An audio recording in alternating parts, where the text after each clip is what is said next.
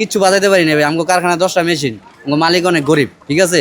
অনেক কষ্টের গড়ায় কারখানা, মনে করেন সব পুড়ে গেছে, 10টা মেশিন 10টা পুড়ে গেছে। টিনের ঘরে দেখলাম যে আগুন লাগছে, তো আমি কাজে বইছি। কাজে পাওয়ার পরে আমি আবার 2-3 জন দেখলাম যে আগুন নিভাইতেছে। দেখা করে আবার জিজ্ঞেস করলাম, ভয় লাগছে যে আগুন লাগলে তো বিশাল ক্ষতি হয়ে যাবে এই জায়গায়, কারণ এই জায়গায় প্লাস্টিকের কারখানা বেশি। একটা বিল্ডিং এর সাথে আরেকটা বিল্ডিং লাগানো, এটা লাগলেই পুরো ক্ষতিকর। তো দেখার পরে আমি 2-3 জনের দেখলাম যে চালু ওইটা পানি দিতেছে, নিভাইতেছে। তো আমি জিজ্ঞাসা করলাম, ভাই আগুন কি নিভছে? এরা বলছে যে নিভছে। নিভছে এই কথা বলার পরে আমরা আবার যে কাজে বসছি।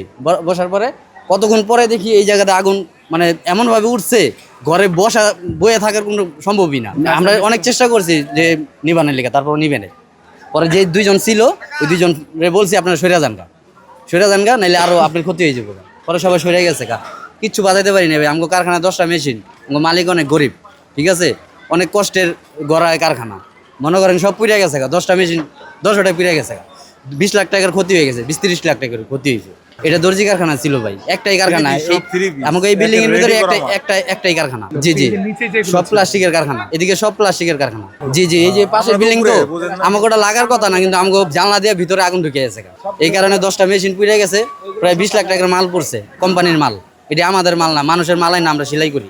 এখন এই ভর্তি কিভাবে দিব আমরা? কি করার ভাই, আমরা কাজ করি এই জায়গায়। এখন প্লাস্টিকের কারখানা এই জায়গায়, আমরা যে বিল্ডিং এ কাজ করি ওইটার ভিতরে কোনো প্লাস্টিকের কোনো কারখানা নাই, কিন্তু তারপর ওই জায়গায় কপাল হয়ে গেছে, এখন আমাকে ক্ষতি হয়েছে। আর এই জায়গা তো ইসলামবাগ সবাই জানে, প্রায় আগুন লাগে এই জায়গায়। একটা বিল্ডিং এর সাথে আরেকটা বিল্ডিং লাগানো, প্লাস্টিকের কারখানা। এখন কোনো ই নেই, এখন ডর ভয় নাই। একজন বিল্ডিং করে, আরেকজনের বিল্ডিং এর লগে মনে করেন ঘষায় করে। 1 ইঞ্চি জায়গা কেউ ছাড়বো না। কারণ এই যে ক্ষতি, এই ক্ষতিটা কার কারণে হইলো? একজনের কারণে 10 জনের ক্ষতি হয়েছে।